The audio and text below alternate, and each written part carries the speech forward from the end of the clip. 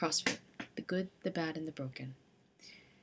The image of fitness and beauty has evolved over the generations. What used to be considered risque and beautiful in the 1960s is now considered bland and boring in today's eyes. The bodybuilders of the world, the endurance athletes, and the sprinters are all the traditional images of what a physically fit and healthy individual should be. The current image of physical fitness, health, and beauty is slowly beginning an evolutionary shift into something subtly different.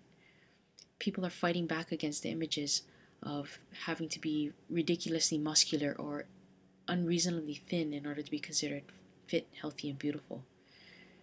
The biggest trend on the market is CrossFit,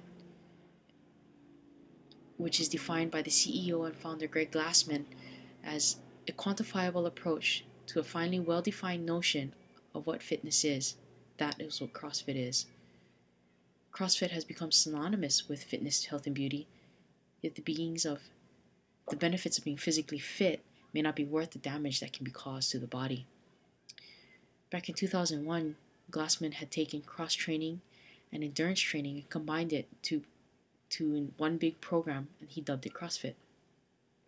It's a great idea, it gives you the diversity of weight training and endurance training all together in one, and it puts it in one short, approximately 20-minute workout a day. He posted his workouts online. They were accessible to people who wanted them. There weren't a whole lot of gyms out at the time. There weren't a whole lot of trainers that, really actually put that out there. But people, as they began to find it, really took off and started bringing it to their hometowns, in which they would perform it in their backyards or empty fields, whatever was readily available to them at the time.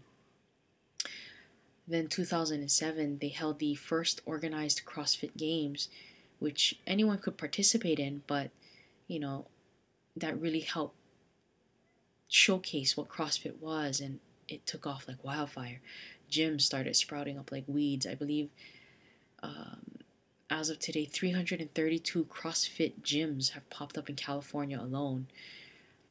And because of this sudden increase in demand, they needed more trainers and more, gym memberships or gym owners. And so they have a level 1 certification, which is all you need to run a gym holding the CrossFit title. And that is basically consisted of a 2-hour instructional guide plus a 50-question test at the end, and you pass, you basically get to own and run your own gym.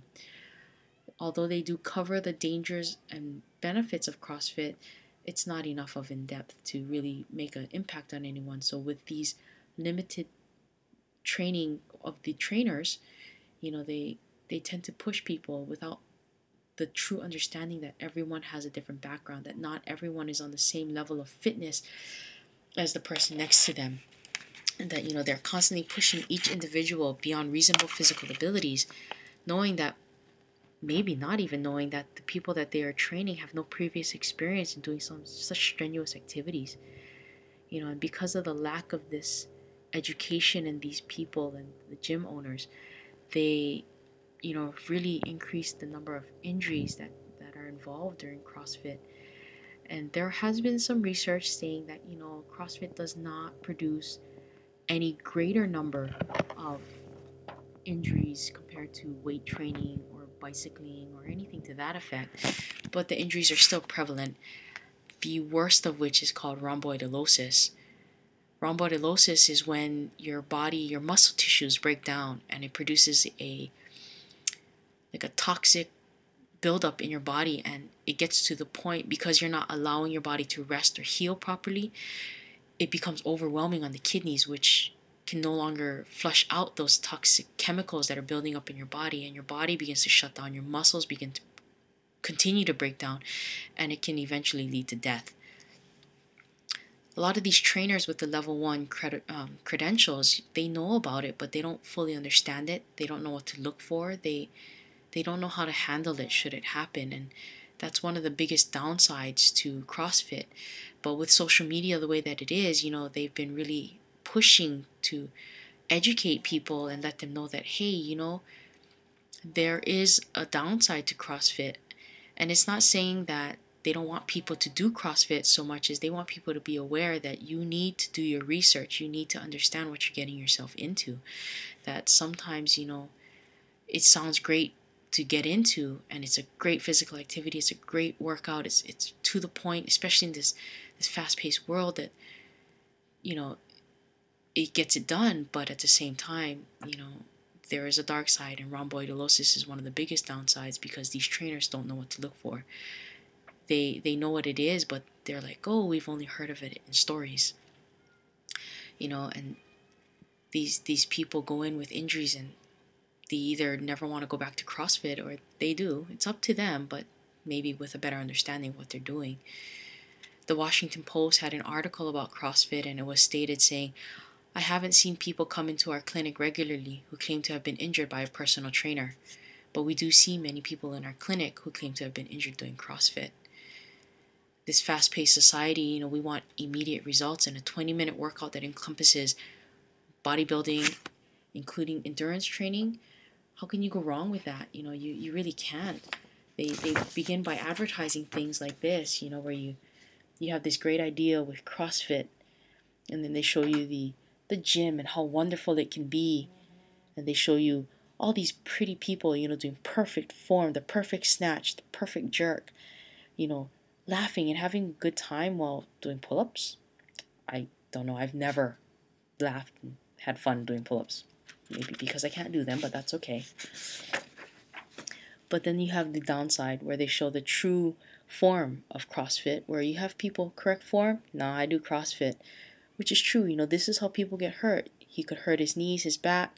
You have people doing incorrect jerks, incorrect squats, and people who are rowing incorrectly. This is all horrible form, but these are what the people who don't have an understanding of CrossFit or any type of Olympic exercises or even just exercises in general, this is what they get themselves into, and they don't understand that that is the downside to it.